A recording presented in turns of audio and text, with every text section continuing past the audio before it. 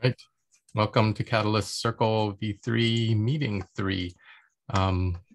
We have a packed agenda today, so if we can move through the check-in and the update sections quickly, then we'll have more time for the discussions at the end. And I do have some questions for the agenda itself, because it looks really long and some things seem longer than it might need and others seem way shorter than they should be.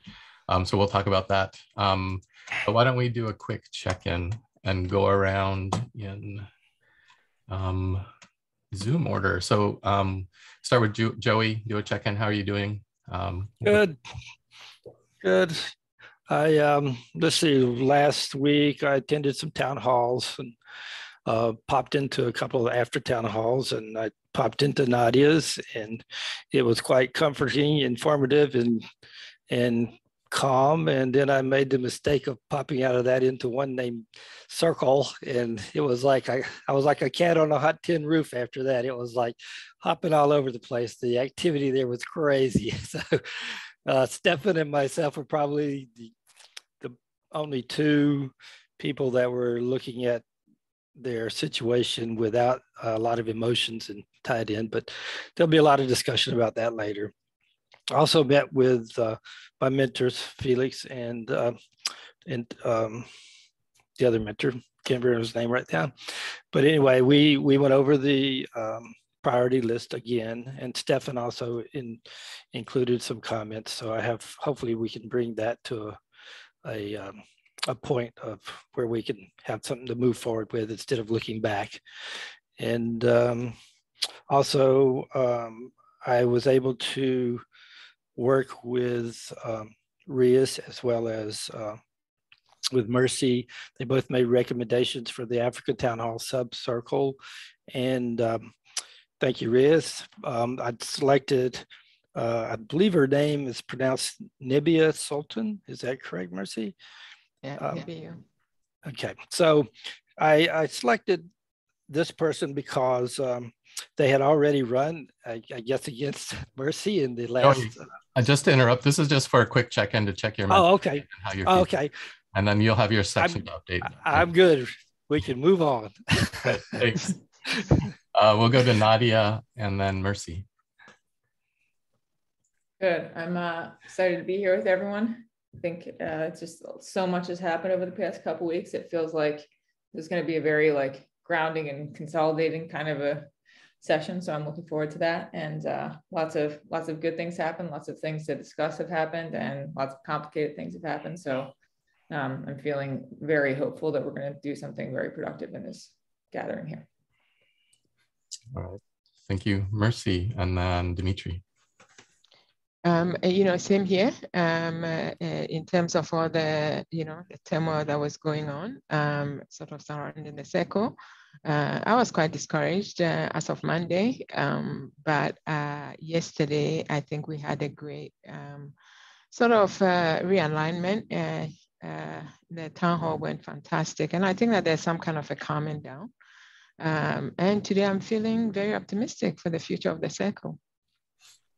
Nice. Thanks. And then Dimitri, and then Harris.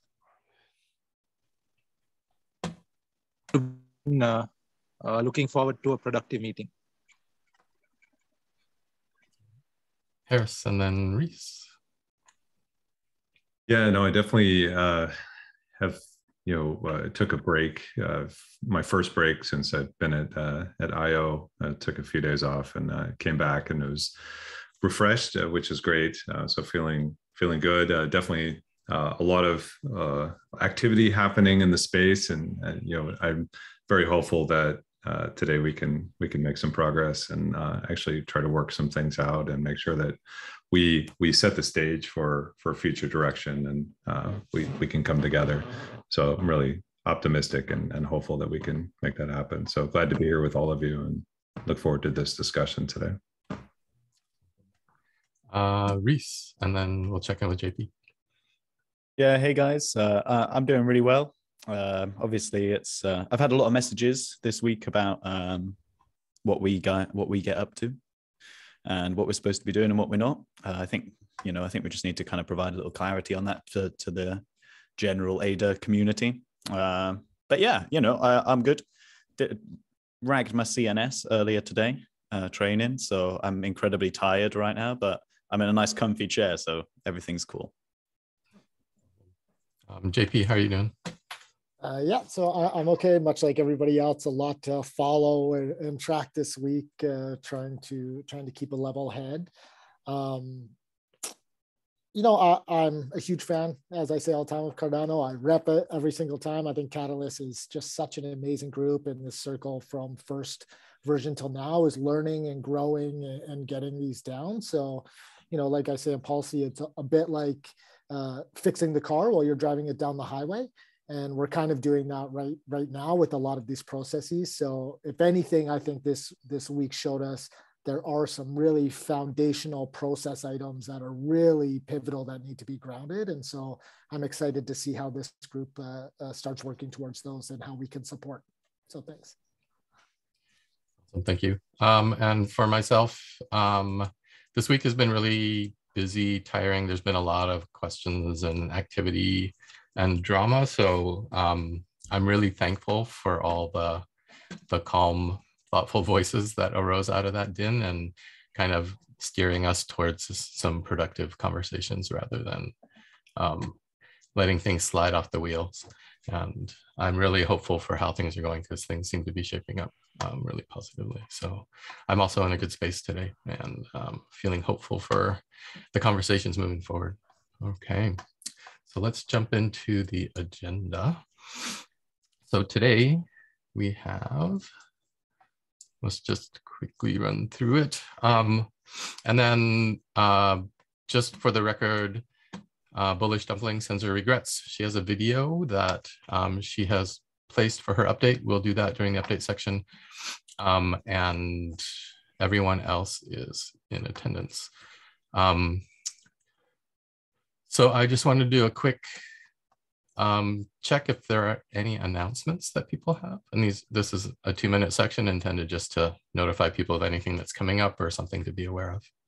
And you have an opportunity now. All right. Now, just for me on the agenda there, all that stuff, I have no idea how it got there. I was updating the priority board and somehow this came here.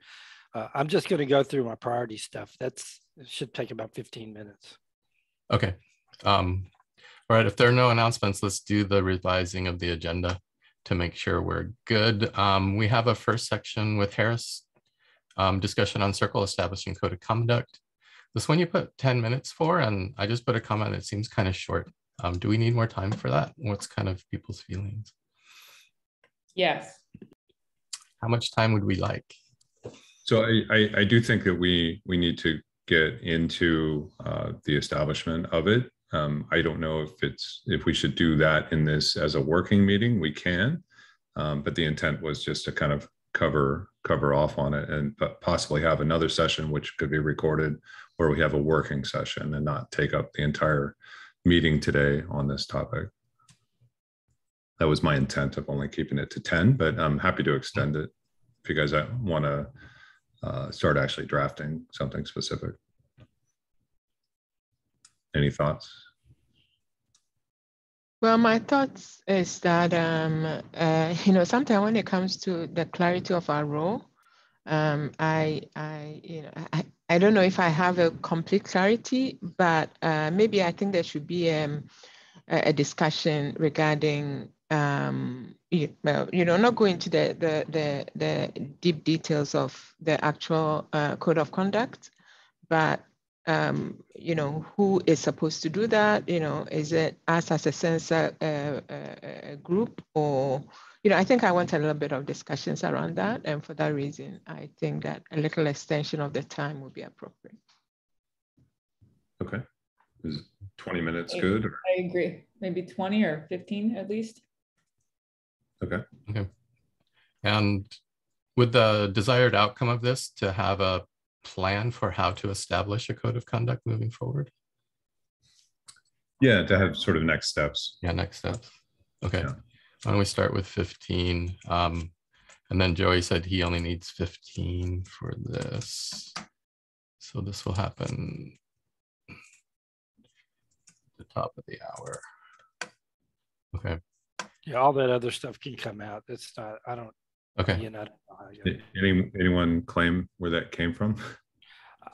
I thought I put it into priority update board, the new one that's, and I don't know. I have no idea. It's technology at its finest. And that'll take us to 1:15. And then Mercy, you need 15, you want 15 minutes for your section? Yeah, about 15 minutes. I'm hoping that will be shorter, maybe 10, but yeah, okay. Let's allocate 15. I'm up with that. Okay. And then I added some stuff just for admin stuff. So we have a new problem board, and I want to discuss some things around asynchronous work and how the circle can work and do work outside of meetings as well, and how that might look. Okay. Is everybody happy with the agenda as outlined? Yeah. Okay. So let's start. We have a new GitHub board today. And I just want to give a huge shout out to Stephen for putting that together. He's one of our GitHub masters, and he has figured out how to do the board in a way that makes it, I think, much more effective and clear and easier to speak to. The shift is for the go around. It's really for reporting. So which issues did you work on since the last meeting? Were any decisions made since the last meeting that should be reported? This last one was requested by Vanessa as QA DAO. There's a lot of things that we talk about, and then it's unclear for her as she's doing the transcription things, whether any decisions were actually made. So this is a place to call those out. The next section is enabling. Is anything blocking you? Do you need help from the group? And then the intention is which issues will you work on before the next meeting? And the reformulation of these questions and the GitHub board is really to help steer the circle to use the board to record everything you do and move them through as issues. That way the community is able to follow along with the tickets, they can read the comments, they can see the work being done, and it's just a lot more transparent. So any questions on that before we jump in? If not, then let's go to the new board. So this is what the new board looks like. Just to navigate the board a little bit, there's an overview tab at the top. And clicking that will bring up all the issues in this view. If you like the old view, way on the right-hand side is something called Kanban view. If you click that, you'll see the board as it was that we've been using before. And now it's broken off, so it automatically filters by the different roles and seats. So we can actually click on, say, funded proposer, and then it'll bring all the tickets up on the board that have you tagged in that role for that ticket. So it's a quick way to sort through and talk to them. So let's start with funded proposers. You want to talk through each of these cards and talk about where they are and if you're blocked on anything and what your intent is moving forward for each one. Just give me a minute. Let me shift this to a bigger screen so I can actually see. Okay, would it help if I increase? Yeah, that helps. Is that helpful? Okay. I will shift this to my second monitor. Give me a sec. Ooh, okay. I'm sorry, I'm holding everything up. No worries. It's hard to see it on that small screen. And it would be useful at the end of the meeting when we have our feedback form just to comment on whether this seems more effective or not. We're doing some experiments on process. So that would be useful to hear how it goes. Yeah. Okay, so very quickly, in terms of the issue number one, that is something, you know, as we all know, is sort of a collective community thing. I know that Harris, you know, from an IOG perspective, sort of doing a bit of background work on that. So hoping that he will give us an update later on. Yeah, so what I did with this was actually to reword it such that it's not something that it's sort of definitive, but we are all moving towards figuring out how to address sustainability for some of these key, important services that, it's not that easy to get it in itself to be self-sustaining right off the bat. So yeah, that's that with that. The second issue is on achieving clarification on exact timing in terms of release of funds each month to funded proposals. So this is also an issue that is ongoing. Myself and Rhys are trying to, sort of, get a meeting together for us to figure out how, what the next steps are. The key issue with this is that in as much as it will be perfect to have an exact date and time, at this point in time, IOG does it as a really manual process.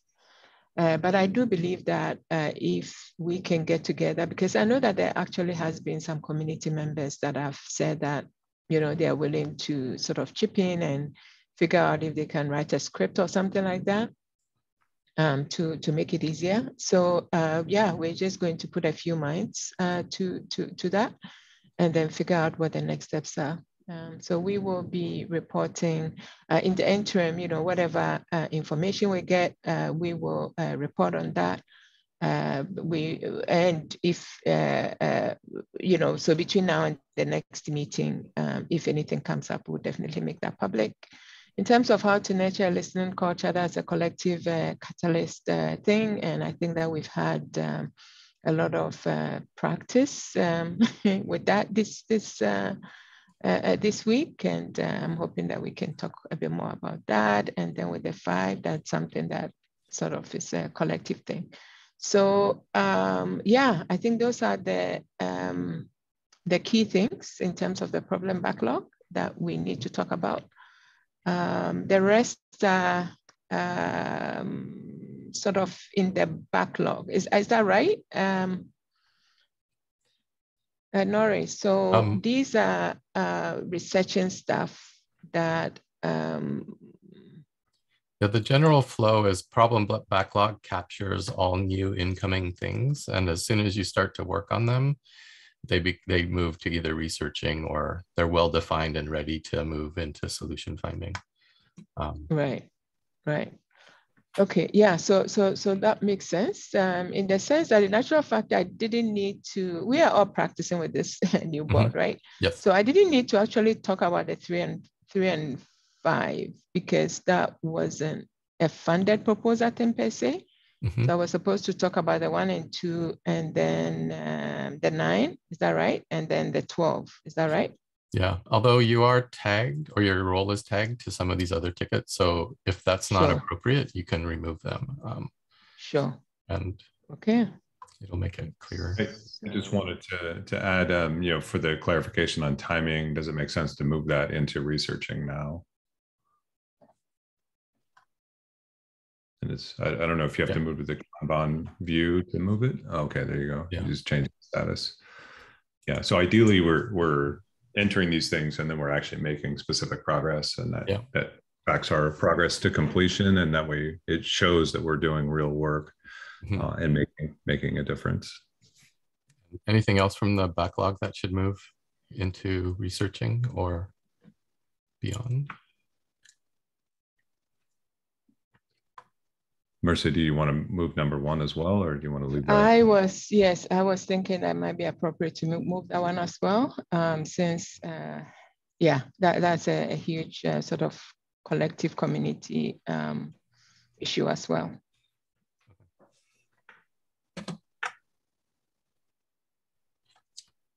Awesome. Okay, I think I am happy with that. So the final one, I think 12, is circle relationship with catalyst proposals. I am happy to have that discussion. I don't have any updates on that. I don't think that the SECA has taken any position yet on that. So yeah, happy to have that discussion. Well, what is the next step for that?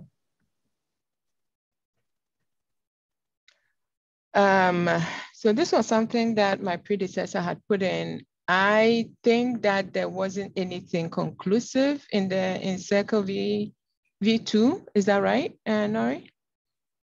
Yeah, there have been work and conversations around it. And I think it's really, the next steps would be for the circle to prioritize it and talk about what are the expectations for Catalyst Circle members and the proposals they submit into a fund while they're running. And how do you separate individual versus circle kind of blessed proposals, because there is a category of circle proposals. And I think the question was, where's that line and how do we draw that? And that needs to be decided at some point to just have transparency and clear. And that might be part of the code of conduct discussion. That's right. Yeah. That's right. That's what I thought. Yeah. So thanks. That's all from me.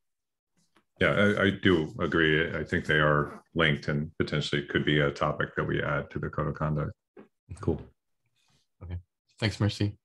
Next is community advisors and really looking at reporting and then enabling if you're blocked, and then intent on what's coming next. Go ahead, Nadia. Great. So I actually spent some time reviewing some of these with Kenrick.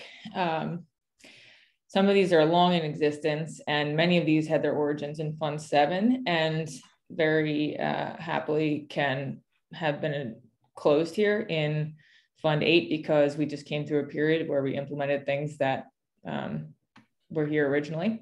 So I closed a good number of these. Perhaps I did not do that correctly because they're still showing up, but I can talk through them a little bit.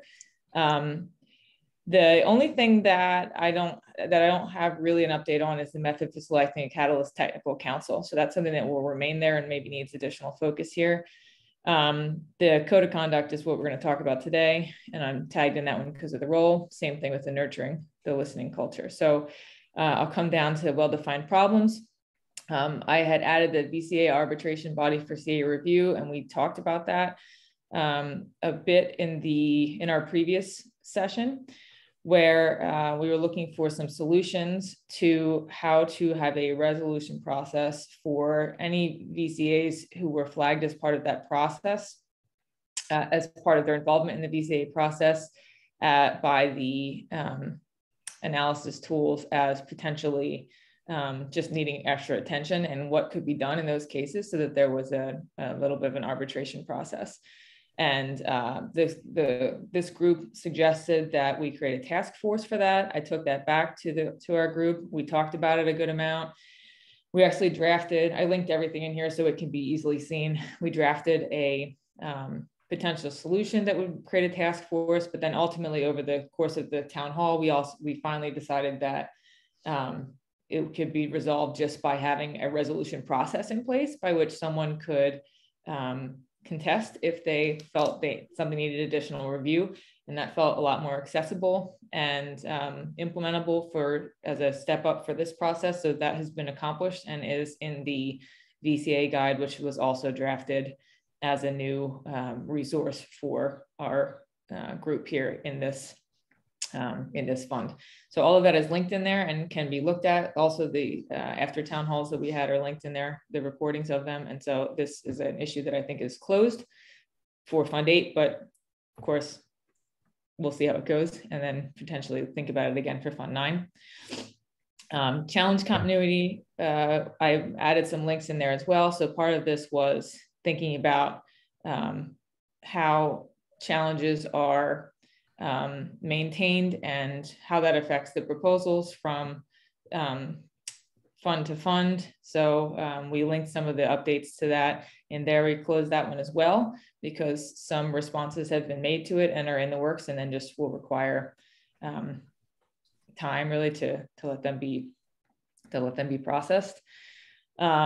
And then these last two, the reputation merit system and the CA rewarding system, both got attention as part of our collaborative community / IOG work to improve our process in Fund 8, and to prevent getting too much into that, those documents are linked in here as well. So that was addressed. There are new documents that make that clear. The guides were updated as well so that people could reference what they needed to find out. And well, that's in place for Fund 8 as well. So we'll review this afterwards and continue there, but both of those can be closed. And I think that one of my key goals over the next 2 weeks is going to be to take all of this sensed data and information that's we've earned from the past 2 weeks and to begin to repopulate the prioritized problems board. Hopefully not too many things, but certainly there are some things already that will need our attention. So I've not added anything to it other than being sort of as comprehensive as possible in closing existing ones, because we're really in a very time-sensitive sensing place right now. So I anticipate that next time I will have more to report on new additions. Okay. Thanks, Nadia. And I was just looking, I was trying to close the ones you wanted closed, and I'm looking at the different categories here, and there's so many. I'm going to add that to the end when we talk about the admin section. And do we need so many columns? Can we just have backlog, in progress, done, and simplify it? And I'd like to get your thoughts on that so that we know where to kind of move things to next. Okay, thank you. I guess next is Dimitri and the general voters.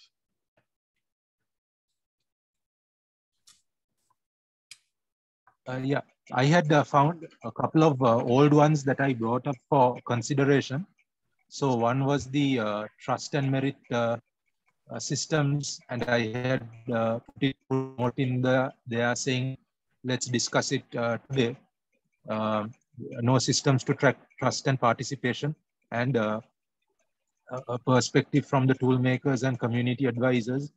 And the question that I had asked was, can trust be tracked, and should it be tracked in the first place, and who decides what is trustworthy and not trustworthy? Because what is trustworthy to one person may be too much or not enough to another person.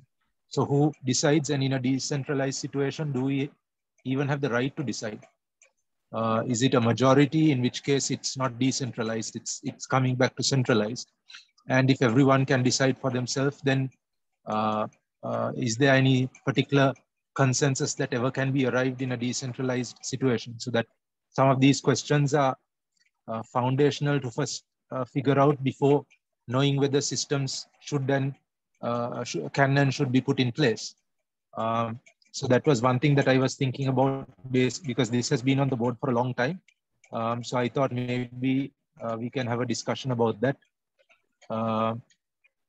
And also, if we look in the real world framework and compare it with, because the real world has had systems like this for a long time, we can look at different systems that this is done and see whether any of them are suitable for a decentralized kind of an autonomous, where people are all over the world in different time zones, different regions, different cultures, and whether anything can be put as common for that at all. And if not, what are we going to do? That would be the question over there. So are you going to pick this up, Dimitri, and take it on as something you want to work on? No, I can't do it, because in the sense of, I have no idea. These are fundamental questions that we need to discuss, or at a deeper level, the community needs to discuss. It's not something that even I can decide or anyone here can decide, because the 5 of us or the 7 of us can't really come to a conclusion and say this is what it is. We need to figure out a way to understand it from the larger perspective, is what I think. But we can discuss about whether that's a valid point or not. It's in the researching phase. The assignee is just who wants to drive it. You don't have to make decisions or anything, but somebody has to convene the meetings or lead the discussion. And that's what if nobody steps up to do that, it's going to sit here forever. So that was my question. You're bringing it up, so I'm wondering if you're wanting to own it to drive it forward, just to have the conversation. I think that before I could make such a decision, question, because I would like to have these fundamental questions at least clear in my own mind, because only then can I know whether I'm competent to drive such a thing, because it's a very deep issue. Trust is a very deep issue. It's a very non-tangible thing. It's perhaps the most non-tangible of all emotions, I would say, because it's not something that's easily, like, it's not like anger or happiness or joy or something which is easily visible.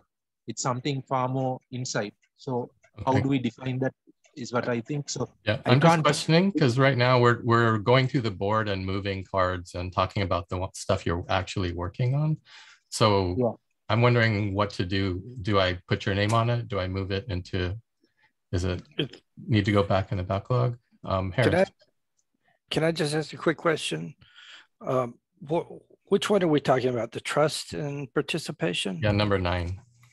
Yeah, I think what's happened here is many of these are on my list from the old board. If you go to the old board, like how to nurture a listening culture, how to nurture listening culture in Catalyst, those things are all on my list as being T&M roles to do something with, and I'll go through those when I get there. So. Okay. Oops. This particular one is on everyone's list. Everyone's been tagged, it seems to be on it. I think might not be the most efficient way if I think that's what's happened. It took from the other list, it looked like the T&M was primary, but there were other people on it as well. Maybe secondary. I don't know, but I think that's what's happened with this board here. Yeah, I know Tevo was driving this, I think, and there was some progress that was made, and it might be best to be in the T&M. And I think ultimately what we want to get down to is understanding, as you said, Nori, who's driving it, right? And it's as we go around the room, while we have our these titles or whatever, it comes down to what are we working on, what are we driving individually. So I don't. There may need to be a filter of prioritized problems where we're focused on individuals in these roles. Because there's a sense that something is common and there's multiple categories that they fit into, and that I think is causing some of this confusion now, for sure. But we want to have drivers, and ideally, Stefan specifically, like, he shouldn't necessarily be driving it because he's not in the circle. So we need an owner, and so we have some orphans that we need to either kill or take ownership and drive. Right. So Joey, you mentioned, are you going to be taking this on, or should I move it back to the backlog? Because it says it's in progress. If we want to just skip over to me, let me go through the ones that I have, because most of them I think are listed here. And as far as what Tiva, but whatever. Before we do that, Dimitri, are there new items that you've added? And do you want to talk about that? Dimitri? Yeah. So what I had added was another thing that was on my list, which was the anti-scammers initiative on social media platforms. So since it's been on that list for some time, I wanted to know what exactly that was, whether it's still a big problem, whether there had been any progress on that, because it's been there from before I came and we haven't picked it up at any point. So I just wanted to find out from the and I think it's on most of our, most of us are tagged on that. So what exactly is the status of that? And what was done previously? If we have any idea, maybe we can then figure out how to take it forward. That would be on that. The other thing was the next against that one? Should we put your name on that one? Or is this showing up in this list for you? We can, but I just want to again get some clarity as to where we stand at the moment. We can put my name on it. I can do some research and talk to the general community and see whether there is a problem, whether they face problems. What do they feel about it? I can do some research in that way with the general ADA holder community. But if there is any more specific, because we are, other than me, everyone here has a specific group. So if there is some more specific insights that you all can give, it will be helpful. Because the general ADA community does not respond necessarily that quickly on the larger sense. So if there is more specific insights, that will be great. And just to be clear, having your name as the assignee doesn't mean that you're working on it to solve it. It means that you're driving it forward and facilitating action happening. And it could be somebody else that actually does the work. It's just somebody needs to be responsible for asking the question and raising the topics in chat and things like that. Yeah, I know there were can- proposals. I can There were do that. proposals on this. I don't know if they were funded or not, but I do know there were proposals. Okay, so maybe we need to move this back to researching since we seem to have lost some context Yeah. around it.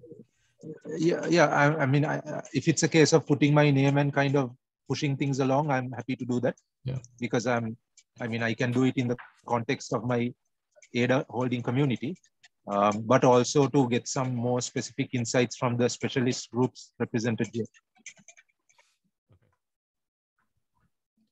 Great.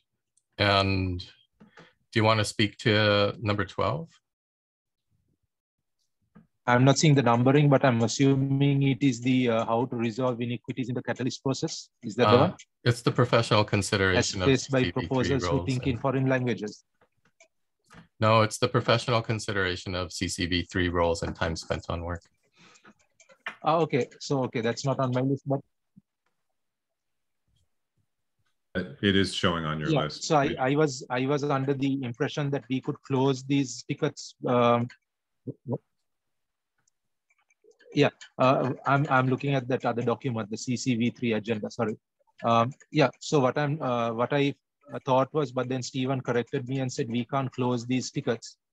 So I had closed the ticket because I felt that the issue had been resolved. I had got feedback. I had acted on that feedback. And now it's back to the voters in their context of making a final decision regarding that. So on that standpoint, I had done what I had set out to do. So therefore, I closed the ticket. But after that, Stephen said, we can't close the tickets in between meetings. We need to close it at the meeting. So I guess it's still open, but it can be closed right now because I've completed that path of research and execution. Okay. I'm not actually sure what a closed state is. There are so many. I'm going to put it in integrated accepted now, and then we can have a conversation later whether we actually have a very clear closed done status. I do think that often the outcome of our work is a proposal potentially, and I don't know if there's a way to indicate, proposal has been launched and we're waiting for votes, and then proposal has been voted in or not voted in, right? That might be another state that we establish. But anyway, yeah, let's talk about that later in the meeting when we get to the admin section. Great. Okay. Thanks, Dimitri. Any other things you want to talk to on the board? Yeah, I had just mentioned a couple of things which I came across, which were how during this last phase of community advisors assessments, where one person in particular we spent a lot of time doing because they were thinking in Spanish and trying to, they hadn't got, by Thursday, they hadn't got more than 3 or 4 assessments, they told me. So we sat for about 2 hours and we went through a very complicated process of translating, understanding, retranslating. I mean, Google Translate was what was being used because he could not communicate well in English and I do not know Spanish. But we were trying to understand what he was trying to say and rewrite it in English and then put it back into Spanish and ask him whether it works. And if he was happy with it, then I would give him the English version and he was going to put it into his proposal. But then after about 1.5 hours of that, we figured that it's no point doing it now because he could only put it as a comment. But anyway, he was quite happy to do it like that. And he had put it as a comment. And I think by Friday, when the thing closed, he told me that he had got about 16 assessments. So from 4 on Thursday, that simple task of, I mean, not simple, but that long task of doing that rewriting in English, which the community advisors could understand, helped him to go from 4 to 16. But of course, that's not the ideal situation. So perhaps we need to figure out how to enable non-English, people not non-English speaking, but people who are not fluent in English, without them having to use Google Translate, how they can make sure that community advisors have what it takes in order to do the assessments, a number of assessments, because they also look for a number of assessments. But I can't blame the community advisors because I couldn't understand what he was saying in the first place in English. Okay. Is there a card on the backlog or somewhere on the board that you're talking to right now? No, this is a new issue. That's why I brought it up. I mean, I just came across it on Friday, Thursday. Okay. Yeah. So if I can comment on that quickly, that is the language within the whole process. Different languages is something that really came up and was like a very thoughtful consideration by a lot of the CAs and BCAs in this process. So I can really imagine that is going to end up on the board, although it's not there yet. So it will be a really, I think, positive thing for us to consider that broadly as far as the proposal and assessment process and beyond, how we can have it be, without creating a situation where that creates too much complexity, that we could certainly start to think more broadly about how we involve language as a major consideration of that process. So I'll just put that there, and then maybe we can come to it as something that's being sensed and is put up and thought about over the coming weeks. That sounds good. Thanks, Nadia. Rhys? Yeah, I was just going to echo that same concept. Like if you notice there's a problem, let's get it on the board. We can track it and we can find resolution to it. Yeah, language, as a global platform, we do need to find some accommodation for multiple languages. Ideally, that's in the community, run by the community for the communities as it happens, and we need to kind of figure that out. But let's add it to the board and then prioritize it. So Nadia or Dimitri, are one of you two going to add it to the board? I'll add it. We can certainly jointly work on it. But I think there's so many things that have come up, and I haven't really categorized them yet. So they need to be categorized, and then I think that will serve not having an enormous list of things, but rather things that relate to each other. So I will take that as the adding to the board as my role here, and then we can think about who's going to drive that. Okay, thank you. Is that anything else, Dimitri, that you want to bring up and talk to on the board? No, nothing at the moment. Okay, thank you. So we'll move on to the IOG tickets. Great. So there's a number of items here that, again, are in multiple categories. How to nurture a listening culture in Catalyst is sort of a big one. And ideally, we try to establish a sense of what do we see as the end state for this. There's definitely links and research and all that's great. But we want to have actionable things we can actually move and influence. So I think we need to, for these things, otherwise they're just going to sit here and do nothing. Establish owners for that, and maybe it's training, maybe it's additional sessions where we're having space to listen to what's happening in the community. These kinds of things. I think we need to sort of take action and ownership. I know Stephen was driving this. It's certainly important that we develop this culture, and it should start with us. And I think our circle here has already had some wonderful examples. Definitely Nadia's been exemplary in terms of listening and making sure that we're following this guideline, and we should be examples of that as much as possible. But we if we don't have definition of done, or what is the goals that we want to have on the outset, that should be clearly defined in these, and we should have ownership of that and drive it. So is anyone in particular wanting to own this particular item? So what I want to suggest is that we have a really great platform when it comes to the Wednesday Catalyst Town Hall. And, we do this sort of joint presentation that Nori mostly leads very well. And then, of course, it breaks into the various reps. So I'm wondering if this, and it sounds like it's a huge issue for the circle. And sometimes just maybe even just putting it out there week after week that, yeah, we are, because basically we are a listening group in a sense. And then we try to figure out how to how to sort of push issues forward. So maybe in that section whereby, sort of the join circle section, maybe that's where this could potentially be.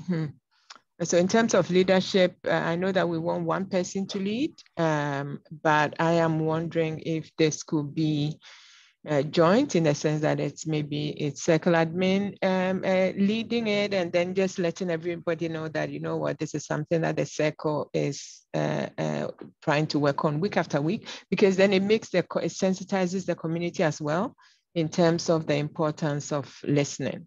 That's my thinking. I don't know if that's a good way to go. That's also on my list. Wonderful. Do you want to drive it, Joey? I think for the update section, we shouldn't be trying to problem solve, because this is supposed to be fairly quick, and we should take it into an agenda item if we want to talk about the situation. But really, this is just for updates, what's next, and if you're blocked, and also if there's something that doesn't have an assignee, as Harris keeps reminding us, we should definitely assign people to these to drive it. It's not to own it and to find the solutions, but someone needs to actually follow up and poke people and prompt conversation and make sure it's getting done. Well, it's on my list for now, but I'm not so sure it should be on it, but whatever. But also, if nobody wants to pick it up, then it's fine to sit in the backlog till it becomes the next priority, and then we can put someone's name on it. So as long as it's in the backlog with nobody's name, I think that's okay. It just means that there are more pressing things that everyone else is working on, and we've prioritized. I mean, I do have a statement with it, but when we get to my stuff, I'll go through it all. Okay, Rhys, do you have a comment or a question? Yeah, I was just going to say, I'm happy for you to put my name on it if you want, because I completely agree with where Mercy's coming from about the catalyst. Like, after town hall is a perfect time to actually have these open discussions with the community. And I'm planning on participating a lot more in there now that I have that time free. I know Nadia and Mercy are already, but you're more than happy to put my name on it, and for me to kind of help facilitate that. And I think that the after town hall is a perfect opportunity to have that in place as well. Okay. What is your GitHub handle? I'm not actually finding you. It's Rhys T. Morgan, RHYS T. Morgan. Yeah. Do you actually have a connected GitHub account to this board? I don't think I have any to this new board. No. Okay. I mean, I'm on it now on my GitHub, like through my GitHub. So, but it doesn't look like I can actually do anything to it. You can't do anything. Okay, so I'll work with. I'll let Stephen know. We need to get you invited and added to the board so you can actually add cards and be assigned. Perfect. Thank you. But yeah, we'll add you to that. Thanks for volunteering. Yeah, so I'll continue briefly and kind of get through this. So the method for selecting Catalyst Technical Council, I think should stay in the backlog for now, and we should decide on an owner in the future. Initiating the code of conduct for Catalyst Circle members, I think it's definitely a group initiative. Should be driven by the circle and the community. I'm certainly happy to have my name attached to it for now, but definitely we'll be driving forward to establish that, and we can definitely provide some insight and leadership on that. With regards to some of the other issues, I'll be supporting Mercy on those, and trust and participation. I don't know if that we still don't have an owner. I guess we'll figure that out. We'll get to that with Joey. So there are some big things that are happening internally within IOG, and we've got some really good discussion, and there'll be a lot more that I'll be able to share soon.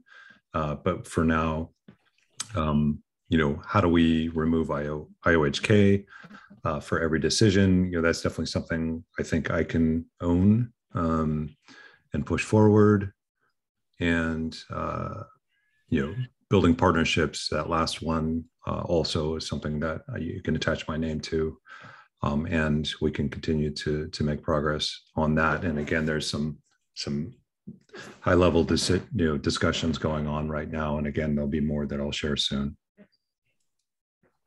And on the Catalyst Circle Code of Conducts, I just want to make sure we include the sub-circle folks in that as well, so that, you know, I want them to be able to read and reflect on a code of conducts. Great. Yeah, I think we should include that as the definition of what those subcircles are and their roles and their conduct. I think that would apply for sure. Mercy, you have your hand up. And you're muted, by the way. Muted. So this is actually something that was brought to my attention for me to raise, in the sense that, you know, the work that is going on in IOG and, you know, what Rhys is bringing up. And, you know, a lot of these things, definitely there's that understanding that it's confidential, and then it will come up at some point. What this person was wanting is that, is there some kind of, especially when it comes to, I believe that issue on my board, the sustainability for governance and other community groups. Is there like, is there a, you know, like, can we say maybe 2 weeks or maybe in a month, or like, do we have sort of some kind of a time frame at all?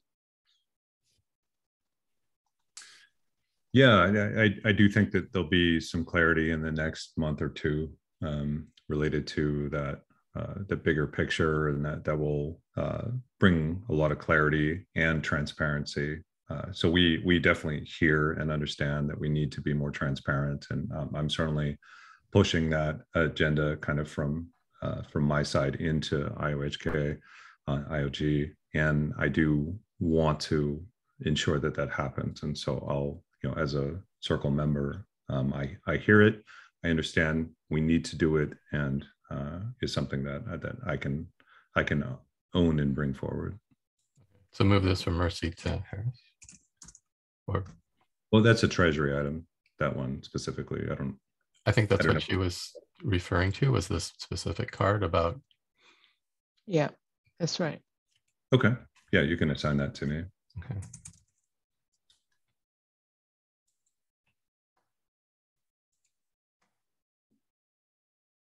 Oh, we can actually do multiple assigns. Yeah, that's good. So do you want to stay on this card, Mercy? Yes. Okay. I want to keep coming back to Rhys. Great. And that does, there is follow up to the community letter that was provided that is also going to be coming soon. That's right. Yeah. Yeah. She's not going away, Rhys. What's that? She's not going away, Rhys. I love it. Yeah. Oh, please. She's going to be back. So we'll keep each other accountable. For sure. Yeah, that's right. Yeah. Let's do it. Okay. Anything else, Rhys, to update on? Oh, no. Okay. Awesome. All right. You're up, Joey. Toolmakers and maintainers. Okay, finally, me.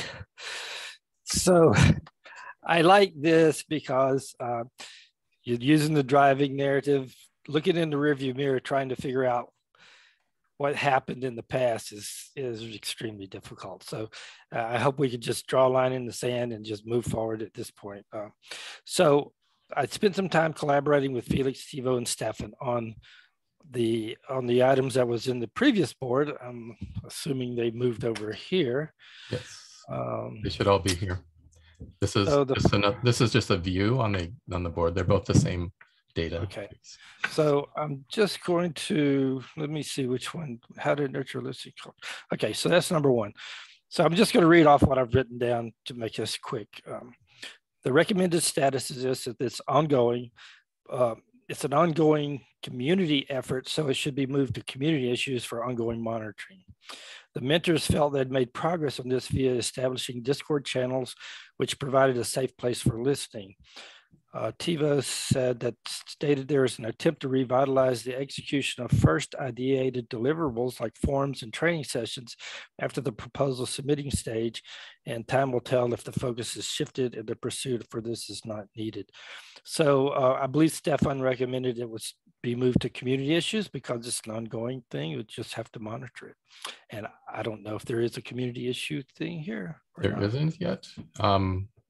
Can we put it into prototyping in progress, and then we can maybe get a report or two?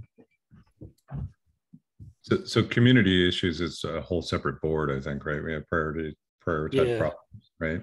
So I don't know how you move off of this board into that other board, but I don't know.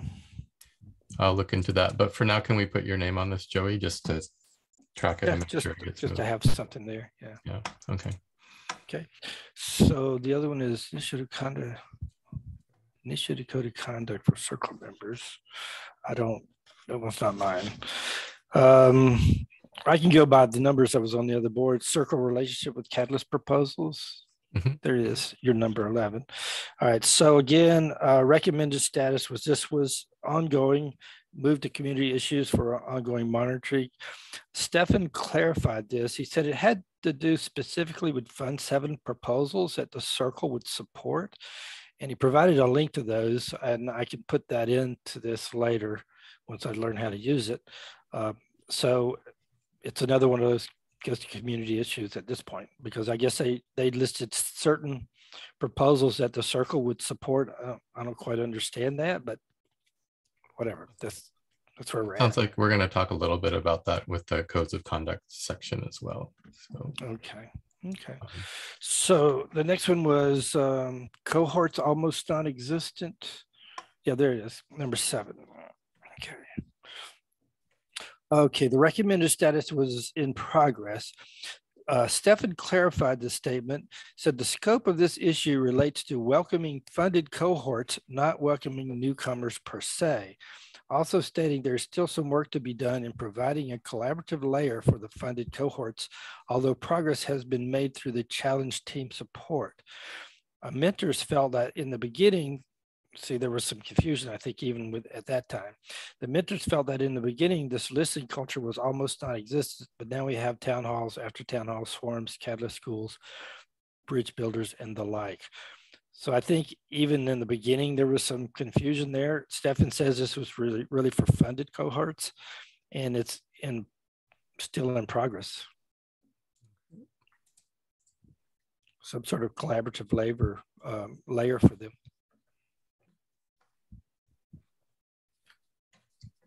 all right, I moved it to in progress. Okay. So the next one I have was T&M need for community reward systems. Okay, which is 13. Again, this is in progress. The mentors felt that Gimbal Labs is moving on a token incentive project. I don't know who to get in touch with Gimbal Labs to find out the status there, but I'll have to try to find out. They also said that PACE is moving on a community crediting and creating a community landing page. So that was the answer there. It's still in progress. You would want to talk to James at Gimbal Labs about updates on that probably. I did want to add, so ideally, you know, we have understood the problem clearly and that we have it characterized well and is defined.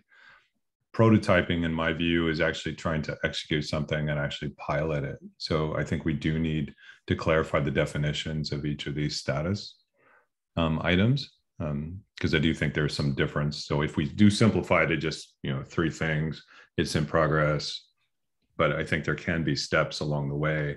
And a lot of governance processes should actually have pilots to try it, should have places for community feedback, these kinds of things as well. So it's something I think we probably should create an actual item to track and define. And I don't know if the admin team can help us with that, or we have a separate breakout on that item. And we'll definitely talk about next steps towards that and clarity at the admin part of this meeting agenda, because I would really like to get clarity, because this was set up initially by Governance Alive, and it's a little confusing to me And I come from a very software development agile background, and this is way complicated for me. So I don't know how the average people who have never done Kanban boards before are able to navigate this space. So yeah, I want to have that conversation. Let's Right. define it together. That sounds good. Yep. In progress is pretty broad. I agree. Yep. And the next one was T&M. There's just a second. Dimitri has his hand up. Just want to make sure if he has a question on. Yeah, now since this thing came up, I just wanted to say it's probably related because we put a proposal in for this same kind of thing to incentivize people to get people on board to Catalyst. So we had conceptualized a system, and I was going to talk to James about it once the whole VCA work was over.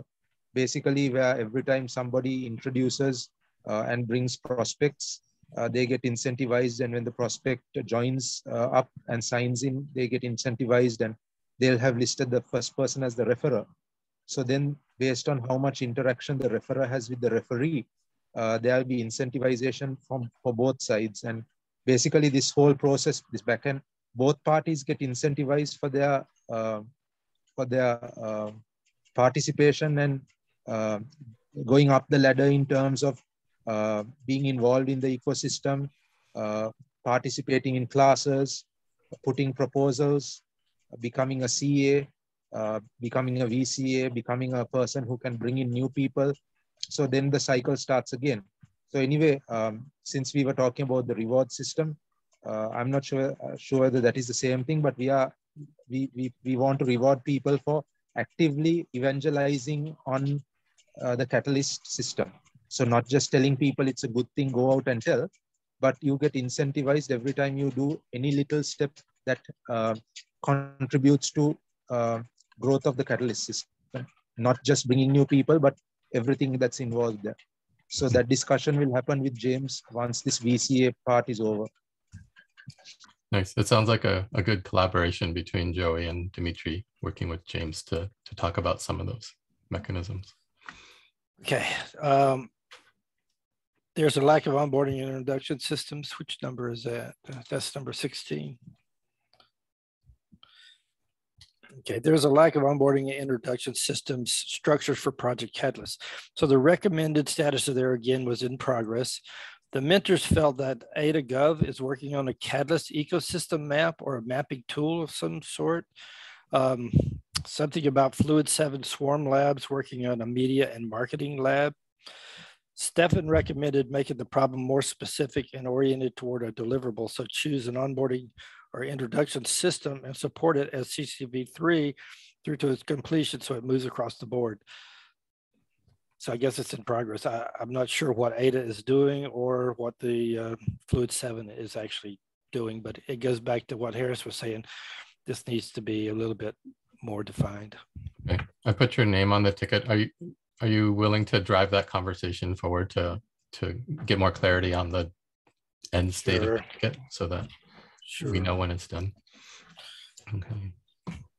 So the next one was the faster funding for Catalyst projects. Is that there? Yeah, number 19. So the mentors felt like that was successfully completed because they had put in the proposal to fund the Circle V3 with the $7,000 to use for special projects. So there's a proposal process that has been implemented. Obviously, it has to be ongoing, but they felt like that would be a completed process. So we can close it. I think it's also the rapid funding challenge setting and other mechanisms that were introduced by Circle V2. So I don't know, did I miss some things? There's name, that's most of them. You are attached to just throw my name on everything. Trust and participation in tracking and visualizing. I'll dive right in. Okay. I think I'm done. Unless there's something else that I need to. I'll have to run. If there's anything I missed, I'll have to go look at it. Okay. So we have Cardano Foundation. And Bullish is not here today, but she is. Oh, Nadia, do you want to go before I do the Dumpling update? Yeah, thanks. I just wanted to throw my hat in the ring to tag team the with Joey. If you want to get the name right, if you can go back to that, thank you. The onboarding and introduction systems. I'm seeing a lot of like people who are newer to the community really understand. I think we all come to Catalyst and we think, how do you get around here and what the heck and where do I find this? And there's I think a new, especially having come out of the CA process, there's a new group of people who are looking at that and thinking about it role specifically. But I think it'd be really interesting to bring those people together and think about it like more in a system-wide perspective, especially when you're newer, because things become normalized to you, and that's sometimes good and that's sometimes challenging. So maybe it would be helpful to just be able to work to get those people together to have that conversation and to send them and across the board. So I will help with that if Joey will have me. Super. I'd like to add my hat in the ring as well. There's definitely a lot of thinking about this from the IoT perspective, and there's some new things that are going to be forthcoming. And so I definitely like to participate so we don't duplicate work. Beautiful. All right. Absolutely. Now we go to Cardano Foundation, and let me make sure that I share screen with sound on.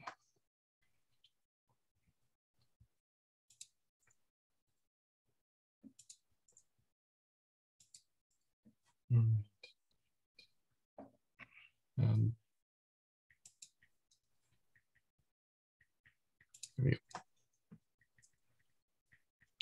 hello, Catalyst Circle reps and admin team.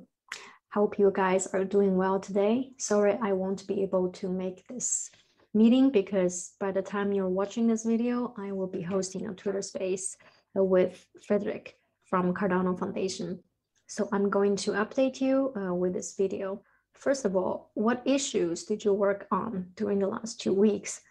So mainly I've been working on getting community feedback, gathering questions, and also with recent event about the potential removal of Dimitri. I've been collecting people's feedback and their sentiment on this issue. Been to many Twitter spaces where Dimitri was on and talking to people, hearing from them how they feel about this issue. I can already share here that many people are not happy. They are unhappy and concerned about how this is being handled. They feel like this is being handled behind closed doors and shots are being called among a very small group of people. They are asking for more transparency. Another thing I noticed is that it appears many people think circle reps like me and many of you are involved in deciding or trying to decide on the removal of Dimitri, which is not true. At least speaking for myself, I was not aware of that. I'm planning to have an open discussion in the community to discuss this issue and really to hear from community members how they think this should be handled. Of course, we don't necessarily do what people say, but I think it's important that people feel they are included in the process. Many people were asking if there were to be a public vote about Dimitri's removal or retention. I'm not sure if we should have one, but I think that's something we could really consider and have discussions on. Even as a circle rep, I was not aware of the situation until I saw that document about removing Dimitri. I personally did not like that. And I think it could be handled with a lot more transparency. For Voltaire, for decentralization, I think we need to proceed with also caution and openness. What exactly is the format that I think we should use then in terms of communication? I'm not entirely sure, but I think the principle is very clear now. People don't like when things are being handled by a select group of people. I can suggest that we could either do a Twitter poll or just a Twitter thread asking people, hey, how would you like to join this discussion? Next thing, enabling, is there anything blocking me? Yes, so I have to be a little bit spicy here. And this is not a complaint or insult to the admin team. Absolutely love the support that I'm getting from you.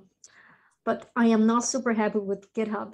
Maybe it's just me, but it gives me headache just thinking about if I have an issue or a card, I need to use GitHub and I don't know where to put it, how to put it in, and adding labels. It's really the technicality of it.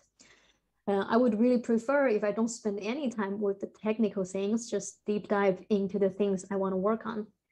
And I also heard that we are having a new system or new procedure in terms of using GitHub.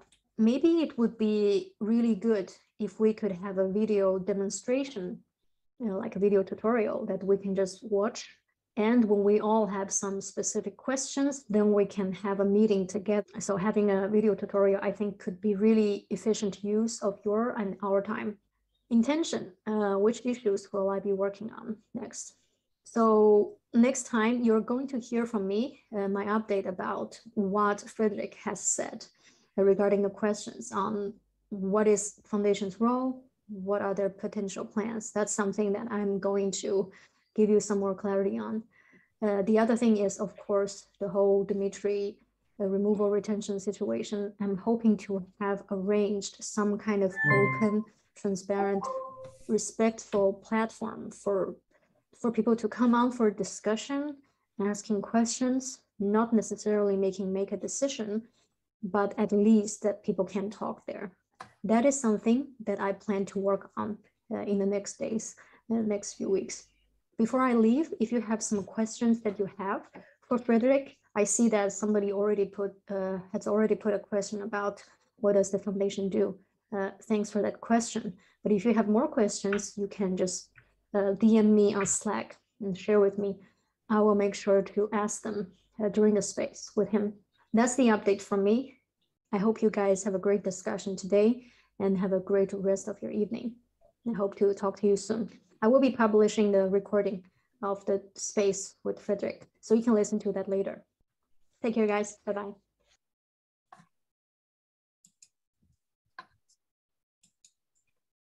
right, so that's the update from Dumpling. And I realize that we are moving fairly slowly through this because it's new. Hopefully in future meetings, we will get much faster at the board. So I'm cognizant of that. So hopefully we can get through this and get through the other agenda items fairly quickly as well. So we're not here too long. Next is Rhys. Do you want to talk to the SPO board? Yeah, thanks, guys. So the last 2 weeks, I've been trying to help get kind of promote Catalyst and help encourage the discussion about the actual timeline. I've kind of finished with the involve SPOs in Catalyst projects because we've kind of moving on to the next phase, or we have moved on to the next phase. So I guess that could probably be removed now. I spent 4 weeks dragging SPOs in to submit proposals and kind of get involved a bit more. So I feel like I did all right there. Yeah, so that's kind of it, really. That's been the main focus. I've got to a point where, thanks to Andre and I think it was JP, the other guy who reached out to help figure out the payment and use of those funds that I think Joey brought up earlier that we had available to us as Circle reps.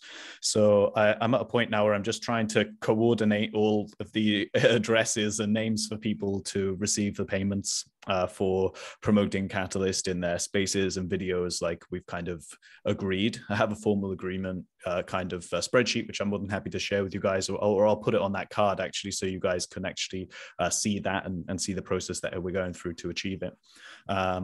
Yeah, so that's great. Nothing else is really stopping me from doing anything. I've had a lot of questions like Dumpling has about what's been going on. There's been a lot of confusion about what our role actually is and what we're supposed to be doing. Like some people have this impression that we're like a governing body, which I don't think is accurate. I think we're more like glorified receptionists, really, just kind of taking calls from the community and feeding them through to the management and admin team at Catalyst. But, you know, we can get hold of that when we talk about the conduct and stuff later.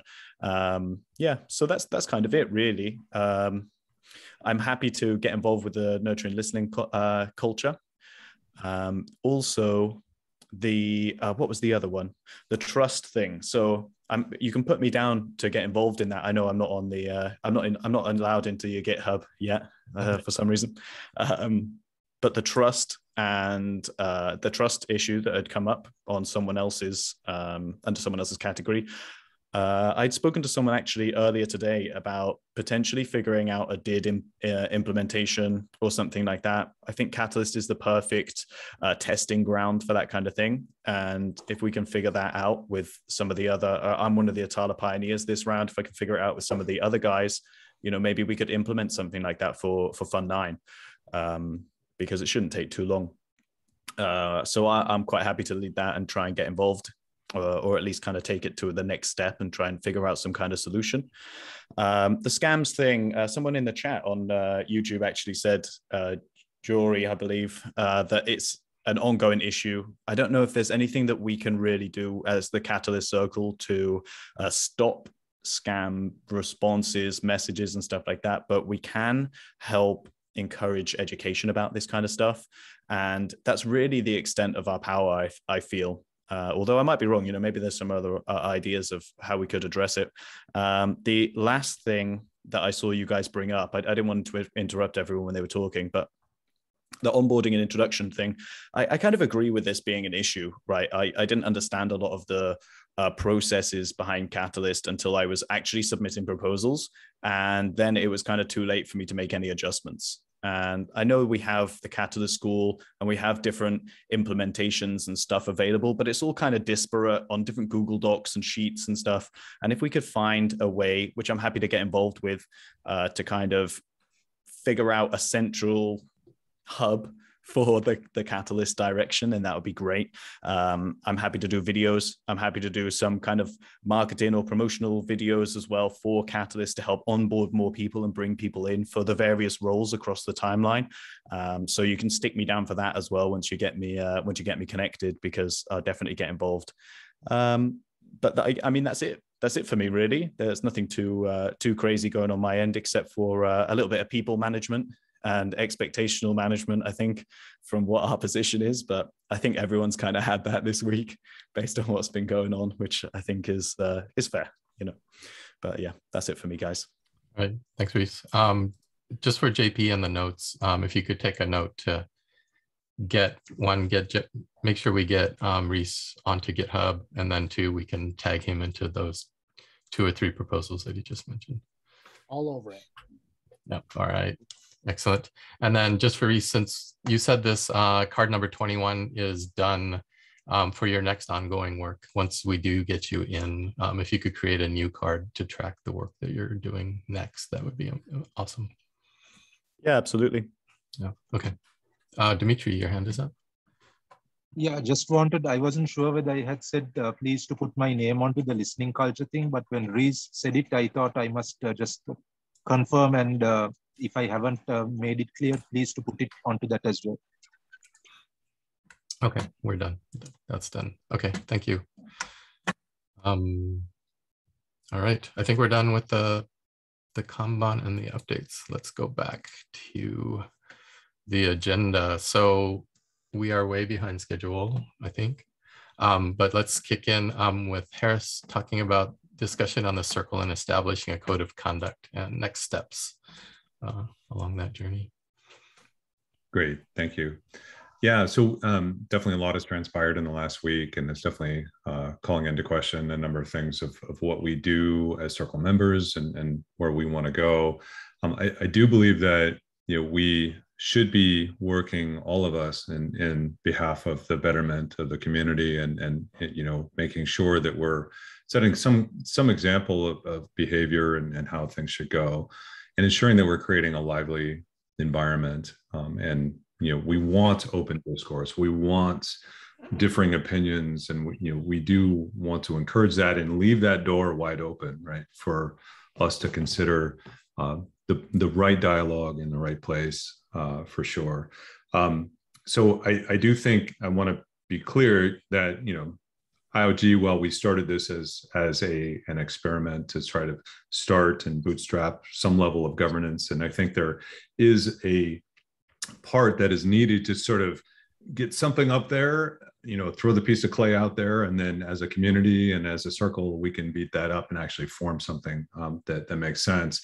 And I think to generate the code of conduct, I think is definitely something that's going to be shared amongst this group. And I think it's something that we don't, should not necessarily come from IOG legal, should not necessarily come from another source. So we do need to sort of find a specific source, maybe legal resources or others, or we can actually brainstorm as a group, and something that I think that we should initiate. And I'm more than happy to come in, set up the meeting and structure, invite all of you into a separate breakout meeting where we can brainstorm what should circle members do, what should circle members not do, and really start to form that foundation of what our role is. There was some early definition of what each of our respective roles were, and that was brought about in the nomination process. So there is the nomination criteria, and we can reshare that link. I'll add it into the agenda, but as a reminder, like that was the original intent of what our role is and should be. So we want to create this initiation of a code of conduct. So there has been these past documents that have existed, right? They were created by Governance Alive, and there is definitely some gray area, I think, as Stefan sort of called out in some of the previous discussion, where it's not clear enough, right? Is that the foundation? We didn't necessarily start with a charter. We didn't start with the formalization of bylaws and all the things you typically find in some organizations, even nonprofits. And so there's some things that I think we need to assemble. I do think we should start with a code of conduct to make sure that we know here's the guidelines of what's right and what's wrong, along with specific things. But again, the whole notion is we don't want to add a ton of bureaucracy, but we do need at least some guardrails in terms of where we want to go. Now, I do want to make sure that we separate a couple of different things. So I think there should be a code of conduct for the circle, right? There does need to be a code of conduct for Project Catalyst as a whole, right? Which is a little bit different. So what are the members in the community? What are their guardrails? Like what is acceptable and not acceptable, right? And that flows in. Ideally, we need to create a safe and lively environment as much as possible. And it can be difficult, especially in the view of social media. How do you stop someone from making a comment on Twitter? There's not a lot that can be done, but if there's tools that are under the purview of the community, then maybe there can be establishment of specific ways where we can flag individuals. There is also a specific set of terms and conditions for idea scale. And really, let's separate idea scale terms and conditions from Project Catalyst terms and conditions from, or a code of conduct, and the circle as circle members, our code of conduct. So I think we do need to sort of structure some of these things and make sure that we're addressing these things in light. So with respect to idea scale, there are some very clear violations of the terms and conditions on idea scale. And, Dimitri, what I would like to do is have a specific breakout with you. There are specific violations that, as moderators of idea scale for Project Catalyst, that we will need to take action and we will need to actually address those. So we wanted to inform you before we take these actions, and we can be very specific about what and why. And our stance is that we have to take action because it violates the terms and conditions of the tool that we're using. Okay, so there's the broader code of conduct for Project Catalyst. There's, again, that specific thing for the tool that we're using that we have to take action on. And so we want to be clear about that. There's specific proposals that we believe are in violation and will likely be removed. And there's user profiles that will likely be removed as a result, as moderators of that specific tool.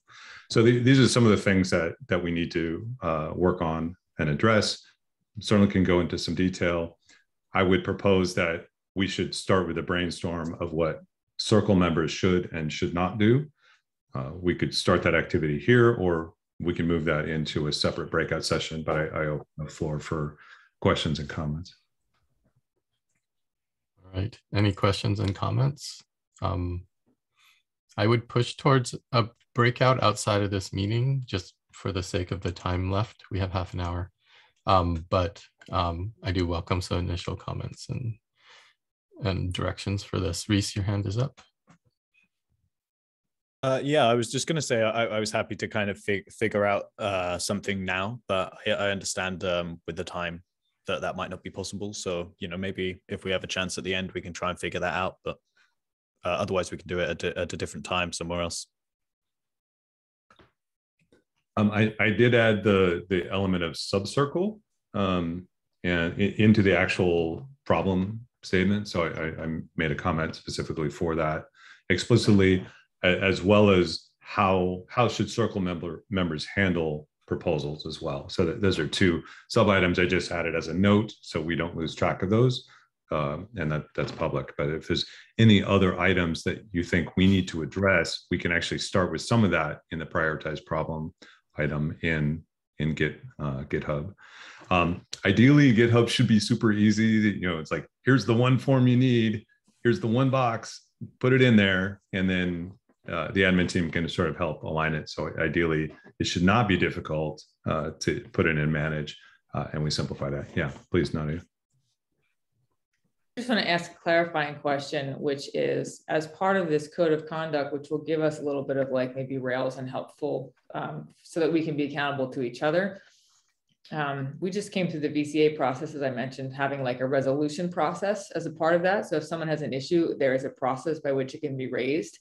And I think as a listening body, in order to really fairly take in those issues as they're raised within the community and be able to sort of absorb and respond to them and keep the transparency going, can this document and should this document also include some kind of a process for raising respectfully and constructively these issues from the community, so the community has also a clear path by which they can at least do this. I don't know if this is our function, but I think it's very important, because the lack of that here, the lack of process and the lack of ability to really follow something created a whole lot of chaos for everyone. And I think, you know, we can all just agree that that needs to be improved, definitely. So that's a question. Will we include something like that? And does it belong there, or is that a different discussion?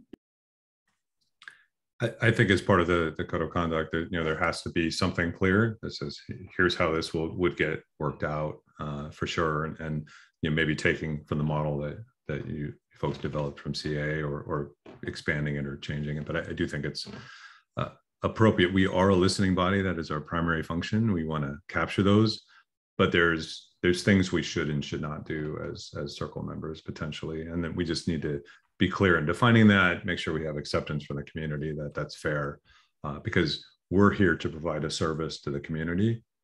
So we're servant leaders, like, you know, tell us what it is we should be working on and focusing on, and ideally solving those specific problems. Dimitri, your hand is up. Yeah, I just wanted to clarify now. My kids had put their own, like, called Kids of Cardano. They had put I put the user profile in their name, of course, but they wanted to have a separate profile to put their proposals. Later on, we found out that there was this rule saying that you have to be above 18 to be a proposer. So on that basis, we accept that these proposals cannot be put by the kids. So my question is, if they cannot be put by the kids, would I be, as an adult, able to propose it at a later fund? whereby the kids are co-proposers, or can they not be proposers at all and they can only be content creators? That's my question. Yeah, we do have some open legal questions where we're actually trying to understand where that line is. But you know, for all intents and purposes, to use the tool, you either need to be 18 or 13 with parents' permission. That's the current legal. Okay. Well, the tool. yeah. So yeah, on that basis, my kid is 13. So can he use the tool or can he not use the tool with my permission? According to the guidelines, and I'll have to seek our legal counsel to help delineate that, since we're providing this tool. We can come to some terms with that. In some of the descriptions, Dimitri, your kids are stating that they're 12. So that's where some of the issue is. Okay, I get it. The reason they say they're 12 is because by the time the actual voting starts, he'll be 13. So he's 12, but I mean, when you say 12 going on 13, I've mentioned that he was born on April 29th, 2009. Right. I've mentioned that in the proposal because he talks about how he's was there for Bitcoin. So you can tell me whether that date falls within the parameters. Otherwise, we'll just move it forward to the next fund. It's not a problem. But my confusion is 13, like, okay, so let's say in fund 9, he will be 13. So can he propose on his own, or does he have to propose with me along as a co-proposer, or can he not propose at all, where I got to do the proposal, but he can of course be the one to create the content? This is what we were not sure of.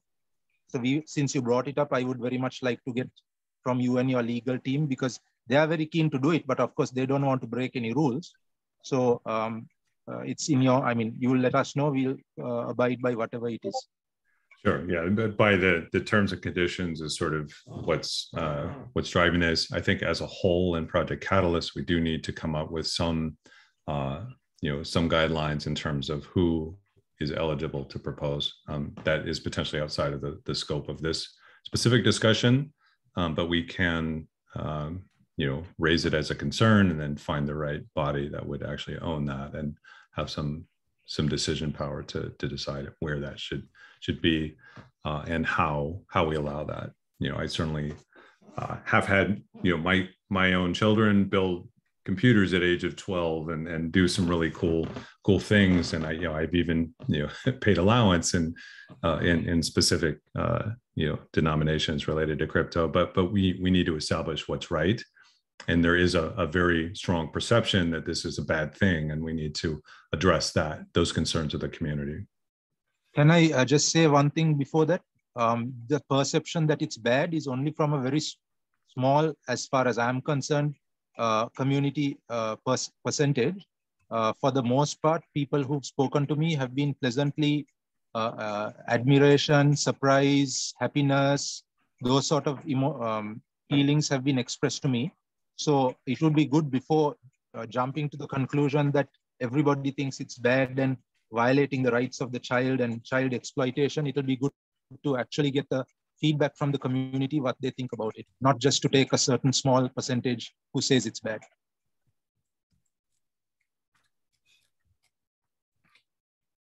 All right. Thanks, everybody. So for next steps, Harris, you'll be arranging some breakouts and conversations with the community, or do you need support from the circle to do that? So I would like to establish a follow-up meeting where we have a working session as a circle to help define what we think our roles are. And then I think it would be appropriate to bring a summary of what we think the roles are, make that public, give the community opportunity to comment on it, and then actually bring that into after town hall. Right. I do think Dimitri will have a more detailed discussion about the legalities of specific things. There will be some specific actions that we will take. And I'm happy to clarify with you, Dimitri, the specifics there of exactly the motions we'll have to make on the short term. But the broader discussion, we do want to at least create a formation and then share that with the community of what we think the code of conduct should be, and then get some good feedback from the community. That sounds good. And one thing I would love to also include is the admin team on that conversation to clarify our roles, responsibilities, and parameters, because this has also raised a lot of confusion from the community as well, where they look to us for like guidance, help, support in things that are way outside of what we believe to be our role as well. We're not a governance body. We're not a legislative body. We are merely facilitators, secretaries, and administrative staff helping you all do your work. So that kind of clarity would be really helpful for our team as well. Awesome. We'll certainly include you in that initial breakout discussion.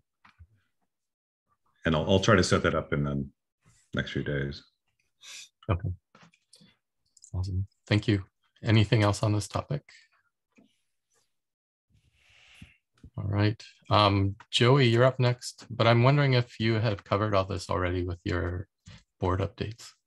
Yes, I'm done. I'm good. Okay. Joey show's over. All right. So we have 19 minutes left. Mercy, do you want to jump into your topic? I think we're back on track now. Okay. So yeah, yesterday myself and Nadia had a really good session. It was really well attended after town hall. And the reason that we had that was that, first of all, the proposal document, you know, sort of the guidance document for proposers was a little out of date. So that was something that needed to be addressed. On top of that, you know, Nadia had been doing all this work with, you know, regarding CAs, and, you know, both Nadia and quite a lot of the CAs are quite engaged. And what was coming up was that it would be good to have some kind of a streamline in the sense that a lot of the issues sort of, the front end was on the proposer side. So it just, you know, when it becomes so messy, it sort of comes and sits on the CA's lap in a way. So it would be good if we try to figure out a way to sort of deal with, excuse me, I need to clear my throat.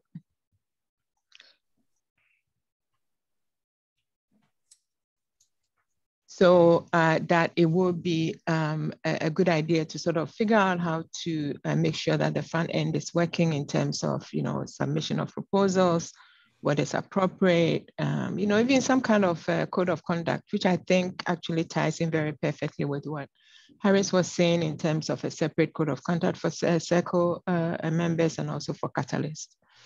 Anyway, the reason that I'm bringing this to Circle is that I was being tagged in a lot of these discussions regarding some of the difficulties with the proposers. So I'm hoping the reason for bringing this up is, first of all, I know that I'm just for funded proposers, so not really for all of proposers. But, you know, I was happy to, when Nadia invited me for me to actually be part of this. And a lot of my sub-circle members are beginning to feel quite engaged with this.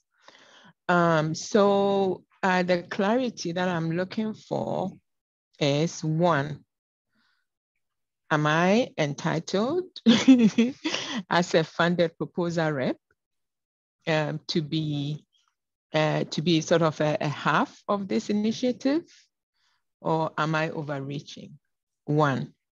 If I am overreaching, then do we have a responsibility as a collective circle to really figure out how to streamline the proposers side of stuff?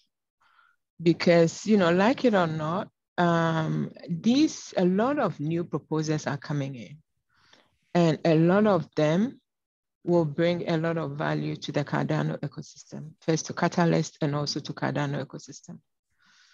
And there was a lot of great points yesterday in terms of how we can really harness all these resources that is coming into Catalyst and by extension to Cardano. And we need to figure out a way how to get this done. So basically, yeah, that's what I'm hoping that we can get some thinking and clarity on. Nadia, did I say it well? Is there anything you want to add? Yeah, perfectly. Yeah, I think it remains kind of outstanding when you have the conversation, like from where the CAs pick up and then all the way through funded proposers where she is, there's this gap in the beginning of how the proposers are, one, supported and represented, and two, you know, the requirements for that role are updated. So I think there's a sense that maybe in looking at this process, we would, you know, we had this after town hall, it was fantastic, lots of ideas, but you know, is it good for us to sort of usher, and maybe I don't want to rewrite what you're saying, so correct me if I'm misrepresenting it, but is it good for us to sort of steward the discussion about how proposers are affected and fit into this whole process, and to sort of represent those issues in the absence of there being an actual person who is representing proposers prior to being funded? Is that right? Yes, that is very perfectly said. Yes. So, you know, we welcome discussions and thoughts. Your hand is up. Yeah, I was just, you know, there's definitely a lot that goes into the processing of funded proposers and ensuring timely payments and coordination and check-ins and presentations. And so it's certainly an animal on its own, and making sure that we get supported. You know, there's definitely some support, I think, for proposers sort of leading in, and you know, definitely the feedback loops that actually happened today with the CAs to help sort of refine those proposals. And, you know, perhaps there could be a better process to facilitate those proposers early on, so maybe they can get, you know, they can win proposals earlier than waiting 3 fund cycles to finally get it right. So there may be some balance there, but there's certainly, I think, a pretty large scope of work already in the coordinator role, and making sure that the people that have received funding are well supported, you know, and can help them succeed in accomplishing what they set out to do, right? Supporting that. I do think some of the roles that we've sort of brought in terms of the challenge teams and supporting folks to align together. So there's a couple layers of support. And at some point, you know, we should consider, I don't know if that's another circle seat at some point that we consider, but it would just be a concern of, you know, bringing in proposers. That's a lot. Also, I would agree they do need support and some representation at some level, but I would certainly your call in terms of how you would like to support that. But as my initial feedback is that there's a lot in the coordinator side of things, you know, for sure, to facilitate coordination and clarity on, hey, you're funded, now what? You know, what do you do next? So just my thoughts. Right. I think that's a little bit of why we're thinking of tag teaming it. I totally understand that point. It's also a ton of work for both of us when things go awry. Well, what I've been saying is like upstream, things go awry upstream, then downstream there's meaning downstream in the process. So for example, like just decisions on Fund 9, I think there's a lot of contribution in the community. I think that you and I, Mercy, as we're thinking about, are just sort of facilitating the conversation and letting things emerge so that people can write proposals if they want. They can think about solving things that are easily solvable. Documents can be updated, that kind of stuff, rather than becoming the point person. We're more thinking about it from a procedural standpoint and a system updates kind of a upgrade kind of a thing. Although I did tell everyone you were taking every open question for proposers in Fund 9, but I don't know if that was in line with what you were thinking about or not. That was from Earth, right? Yeah, I'm hoping that maybe we can incentivize, you know, I'm putting that in quotes, the rest of the circle members to Is this a thing that we feel a collective responsibility for? In the sense that, we are CC members, so Catalyst Circle members, what's our core around, what's the core that we align around? And I think in a way it is, the Cardano treasury, which is where sort of, the administration of proposals come from, part of it. So, as Nadia has said, we are happy to maybe carry on as is, and then maybe throw it out there, and then people can pick parts of it and maybe develop some proposals around that. On the other hand, do we feel right now that this could potentially be a collective circle responsibility?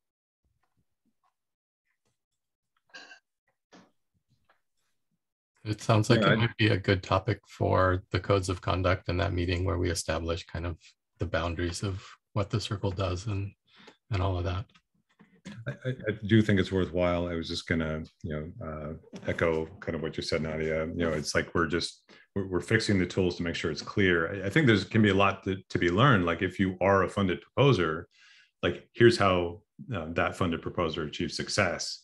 Maybe there's clarity that can be added, or the forms can be updated, and the process can be refined and improved. And we want that feedback, and ideally take those lessons. Like here's some success models, and here proposers, here's the best way to get there, or guidelines on how they were able to achieve success. But I think as community members, as Catalyst Circle members, we're all champions here to help each other. Mm-hmm. All right. Do we have any clear next steps for this? Do we want to combine it with the codes of conduct conversations? Or is it something that Nadia and Mercy will just keep pushing along or thinking about? Well, I think we should. Nadia, go ahead. No, you go ahead. Okay, I was just going to say that I think we should do both. In the sense we should, push it towards the code of conduct, especially on the Catalyst side of things. Of course, and also on the, on the circle side of things, because it creates a bit more clarity for us. And also, Nadia is a champion. I'm happy to tag along.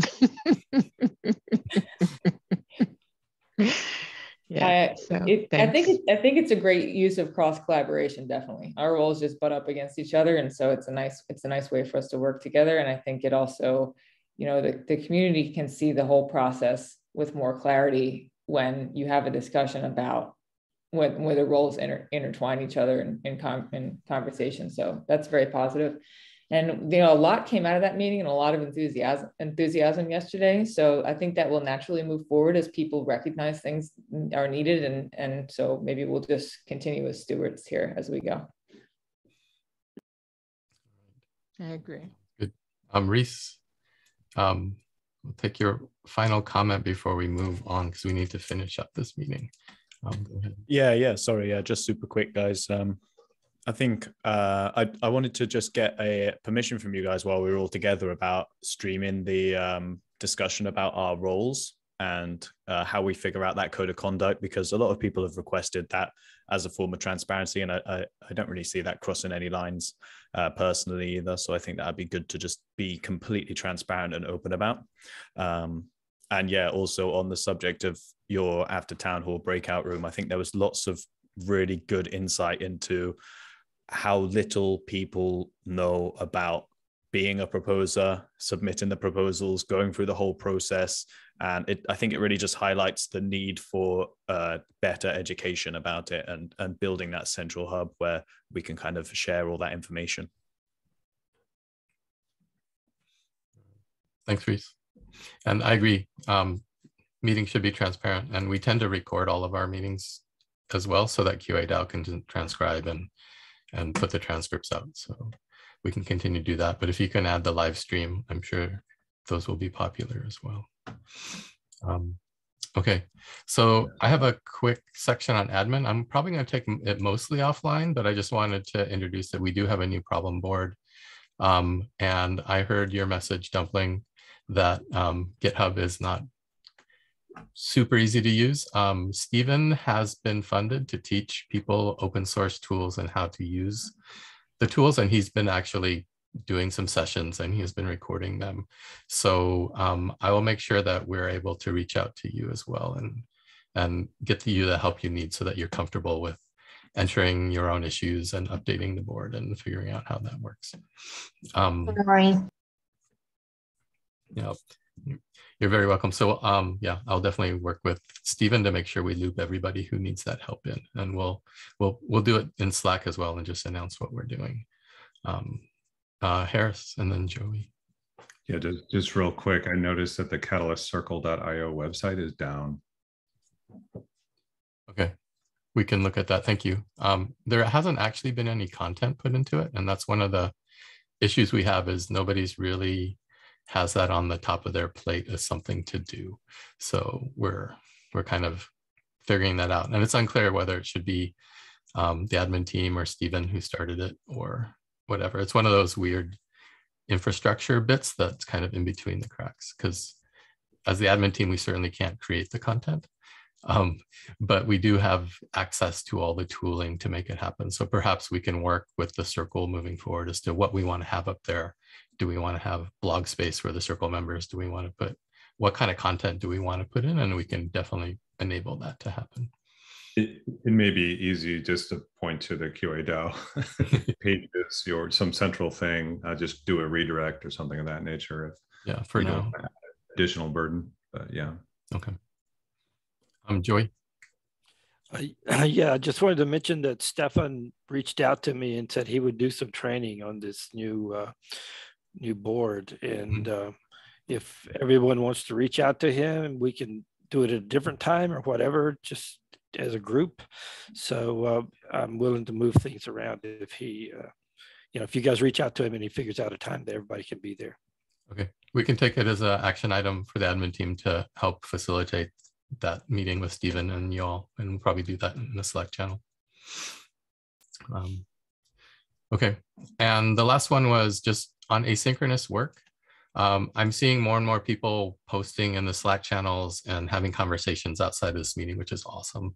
So I want to encourage you to keep doing that. And I just wanted to mention this tool that other communities have been experimenting with called Loom that allows you to record a very quick video message and share your screen at the same time and draw on it if you want. And it's really, really helpful to see people's kind of face, emotional state, nonverbal communication and stuff. So if you want to play with that as well, it's very easy to create a Loom. You get a link, you drop it in chat, and then it's playable in line. So it's a really great way to have a kind of a conversation going that is beyond just text, where a lot of misunderstandings and a lot of emotional contact doesn't come through well. So I offer that as a tool. And Joy, is your hand up again, or was it up from you? Yeah, just a quickly. I'd reached out to you, Nori, before about where to put different conversations in Slack. So maybe you just run by that again for everyone. Yeah, so each channel is named with a particular topic. And if it's a general topic, you can just drop it in the general section. If you want a special channel for a specific purpose, I believe you have the rights to just create one, or if not, just ask the admin team and we can create a channel for you. But it's meant to just organize different conversations into different spaces. So if the channel names are not clear enough, please ask and then we can explain that. But I think that they're clear, but I've been around the Slack for a while, so I may be biased in that feeling. So maybe we can just take it offline. If you have any questions on any channels, Joey, then maybe we can just go over it and I can explain them. Yeah, I'm good from your description. Yeah, okay. All right, Mercy. Yeah, just a quick comment that our last meeting, we had said that maybe we should include the subcircle members on Slack. Where are we at with that, and what's the next steps with that? We can definitely do that if everyone agrees, and we can invite them to the server. One thing to be aware of is Joey's trying to get us moving into a professional account so that we have additional features. And it's per seat, and it's like $6 or $7 a year per person. So as we add more and more people, it'll get more and more expensive. So that's also a conversation we should probably have in a Slack channel and just decide how far do we open it up, and do we as a group want to pay for the professional license. But yeah, that's a good reminder. So to help us out, maybe you could start a Slack conversation around that, and then we can come to some kind of an agreement. And then if we want to invite people, we can send those invites out as the admin team. Lori, can you post the cost and everything out there so everybody can review it? Yeah, I'll definitely do that. All right, we are just over, so let's do a really quick 10-second checkout on everybody. Just kind of where you're at, how you're feeling, and then we'll sign out. Sorry, Nori, to interrupt you, but just before we do, someone asked if the admin meetings are transcribed by QA-DAO as well, or if it was just us. It's just the circle. We don't, QA-DAO hasn't been funded to do the admin team meetings. Okay. Is there anywhere that people can see that? Is there like a published video of the recording or anything? There isn't yet, but we can definitely discuss that if there's interest in it. We haven't been, just because we talk about agenda setting and how to structure meeting flows, and yeah, no, I get what you're saying. Yeah, we didn't think it would be interesting enough for the community, but we have recorded all the meetings. So I think some people are interested in knowing that, even if it is boring, just so people know that what's going on. You know, I think that just to add the transparency might be a good thing to consider. But yeah, thanks for the clarity. Yeah. And we are also talking about opening the meeting up, so anybody who wishes to attend can, and sit in there and listen, even if they're not active participants. Because we want everything to be transparent. We're not making decisions behind closed doors there. We're just helping support the circle and everything you all do. Okay, so let me stop sharing my screen so we can see people's faces here, and then maybe start with Joy and then Dumpling, just to check out. And while people are speaking, go ahead and click on the form and fill those out. Again, just as a reminder, we're using the form now to collect little statements from each seat to report back to IOG for our monthly reports. And doing that every other week will give us 2 data points to give for each position. So we appreciate everybody filling the form out.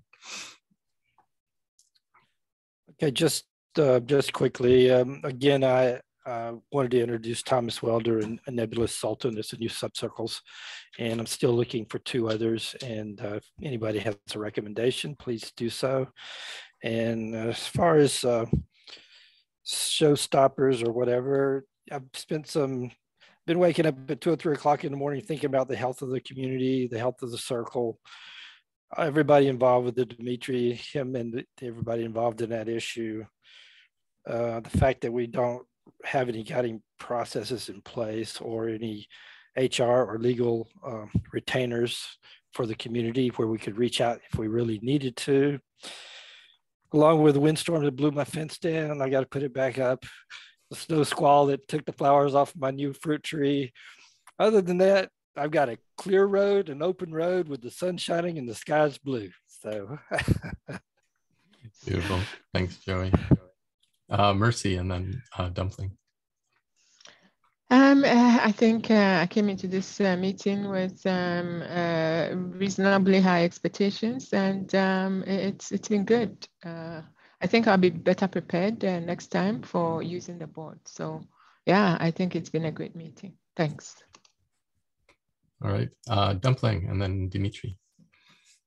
Hi guys, sorry for being late and missing your great discussions, but I'm happy I caught a part of this. Had a really good space with Frederick. Everything was super brief, to the point, and people really enjoyed having an opportunity talking to Foundation directly. So he said Foundation will be more involved in Catalyst. They're going to set the challenges, but they don't see themselves voting for proposals. at least in the foreseeable future.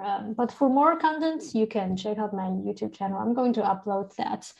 And I also look forward to updating you with more details in the next meeting.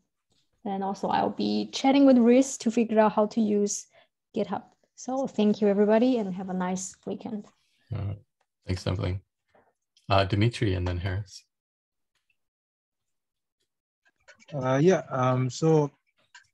I'm wanting to, as soon as possible, know what's the status of the kids' proposal. So other than that, which is yet to be determined, the meeting itself was quite productive. So great.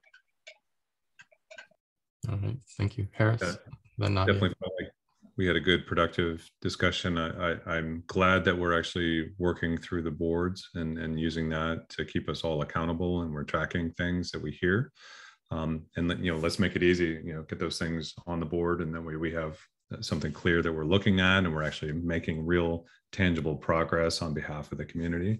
So I'm really hopeful about that, and just super excited to be working with all of you. And I thought it was a productive meeting. Thank you. All right. Thanks, Rhys. Nadia and then Rhys.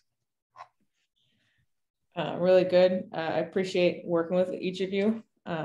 This was like a difficult week for everyone. And I think that it's always feels good to have a response that you feel good about. So I'm really happy to have that with each of you, and to have had the open dialogue and to be addressing difficult things as we are creating something and supporting its improvement all the time. So I think that's a big win in the face of a diverse potential.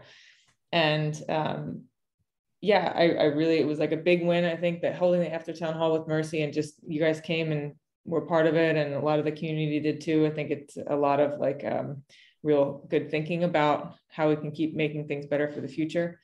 And I also think that Dumpling is a really big win for you today. That I think we should really celebrate that you put this together, and you had that offering for everyone to be able to come and ask these questions, and prepped us and presented it really well. And I'm excited to watch it. I think that's really fantastic. And I just want to appreciate each of you. Thank you for a good meeting.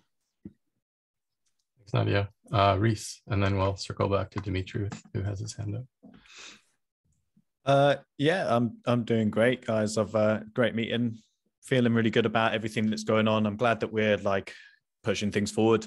I think this the kind of next steps, this code of conduct, kind of figuring all that out properly and having some kind of official documentation for it's going to be a really good step in the right direction for the community to understand what our role is here, and because I think there's been a lot of confusion about it. But yeah, perfect. I'm looking forward to the next one, and I have nothing else to moan about. Nothing to moan about, actually. Everything's good. Everything's really good. Thanks, Rhys. Dimitri, you want to say something? Yeah. So first of all, I want to thank the the 4 other circle reps for not getting involved in this whole drama. And also, only this morning I got a message which I saw Dumpling's thing saying that people are asking why they are involved, and I straight away tweeted back and said, I am 100% sure that none of them are involved, and that I consider them all my friends, and we have very open and cordial discussions in Slack. So please don't harass them and ask them these questions because they are not involved. So I had told that on the Twitter, but I don't know whether you all saw that or not. I just want to say that for the record. I have told people to stop asking that from you all because you all were not involved. So I want to say that. Also, we have very productive conversations, even where we might disagree with each other on Slack and Telegram. And I would like that to continue because I can be fairly sure that there will be future occasions also where we do disagree, but we can still agree to disagree and work towards the same goals, I feel. Because the community is very happy with the level of transparency that has been finally shown in, at least in providing that document, so that people can get an idea of what sort of accusations were made and whatnot. But nonetheless, they are also happy that the circle reps are united and working together for whatever goals we have set for the next 6 months, well, not 6 months, but 5 months. So thank you again. That's all I wanted to say on that. Thanks, Dimitri. JP, you're one of the silent background people, but do you have anything you want to share? Well, I got lots of ideas, but I won't bring them up in the circle meeting. No, you know, I love this inside baseball view that I get from sitting here and taking notes. So really appreciate all the hard work and, you know, even in our trials and tribulations, watching you guys work together and thrive. And as round 3, you know, like it's only round 3. So we don't have that much experience. So as long as we're committed to working together. So thanks so much. Love being here. Love it all. And Rhys, do you have any final words that you wanted to share? Yeah, sorry to be a pain just before we close out. I've also been asked if we can just quickly make available in maybe some like a view only form or like a PDF format, the agenda for the meetings. Sorry to kind of bring that up last minute, just someone had asked. So I was wondering if that was possible and if we could figure out a way to share that before the meetings in future. Yeah. They often don't come together until the meeting itself, as we. No, I know. Maybe afterwards, or maybe just as we start. What do you mean, Nori? What do you mean? But yeah, so definitely. They are all shared, I think, right? So the transcript, the agenda, the notes version, those are all public, Rhys. So it's not prior to the meeting, but essentially immediately after the meeting, or you know, within 24 hours, all that stuff is ready to go. So there is access to that documentation. Maybe we can start posting them or something, view only links to the agenda. I think what's happened is because of the last week, everyone's kind of started to get a lot more interest in what's actually going on with us and wants to understand the process a bit better. So if it's possible for us just to find a way of sharing that with the community, I think that would just be good for everyone. Yeah. Good point. Okay. All right. Thanks, everybody. I think we had a really good meeting. I really appreciate everybody being so professional and sticking to topic and trying to really work through things from a procedural and process perspective and getting to clarity rather than keeping the drama high. And I really appreciate that the circle did step back and really think about listening, think about how we can move forward. And I'm really grateful and happy to be working with you all. So thanks. And enjoy the rest of your week and weekend. Thanks. Bye, guys. Thanks, everyone. Thanks. Bye. Bye. Bye, guys. Bye.